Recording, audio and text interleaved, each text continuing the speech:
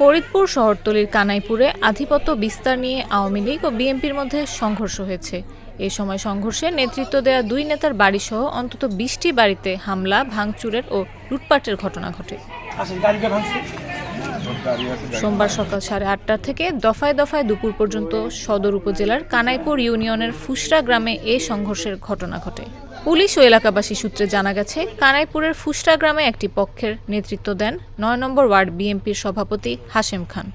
অপর পক্ষের নেতৃত্ব দেন স্থানীয় ওয়ার্ড আওয়ামী লীগের সভাপতি আক্কাস মাতুব্বর।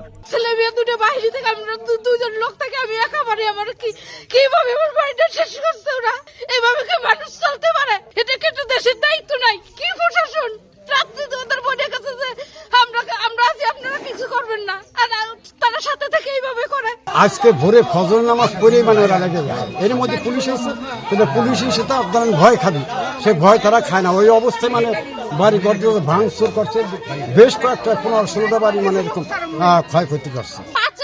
আমি তারপরে ওরা আমার এইভাবে কুপাকুপি করতেছে, বাড়ি ঘর দুয়ার কেন এরকম করবে? প্রশাসন থাইকে কেন এরকম করবে? উনাদের তো রাইফেল দিচ্ছে যে যাতে মারামারি কিংবা কোনো ইটি হলবে, যাতে উনারা ফাঁকা একটা গুলি দিলে তাহলে কিন্তু সবাই চলে যেত। কিন্তু প্রশাসন সাথে থাকে এটা কেন করবে? কেন করবে এটা? এই বাচ্চাটাকে ওরা রিহাই দেয় না, ওরা কুপাতি গেছে এই বাচ্চাকে কেন? রোববার বিকেলে এলাকার একটি পুকুরে মাছ ধরা নিয়ে দুই পক্ষের দুই সমর্থকের মধ্যে প্রথম কথা কাটাকাটি ও পরে হাতাহাতি হয়। এর জের ধরে দুই পক্ষের মধ্যে উত্তেজনা বিরাজ করছিল।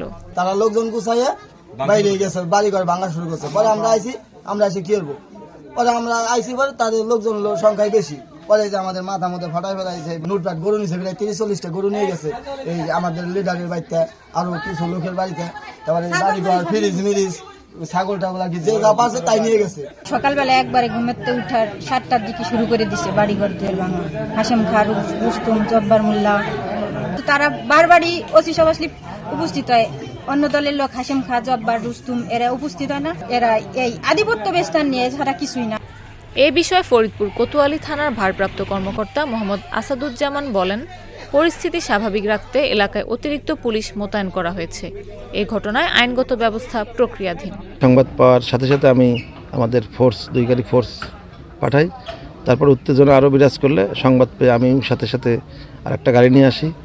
পরবর্তীতে দেখছেন আমাদের সেনাবাহিনীর টিম আসছে, আমাদের পুলিশ লাইন থেকে অতিরিক্ত ফোর্স আসছে। মোটামুটি পরিস্থিতি এখন পুলিশের নিয়ন্ত্রণে।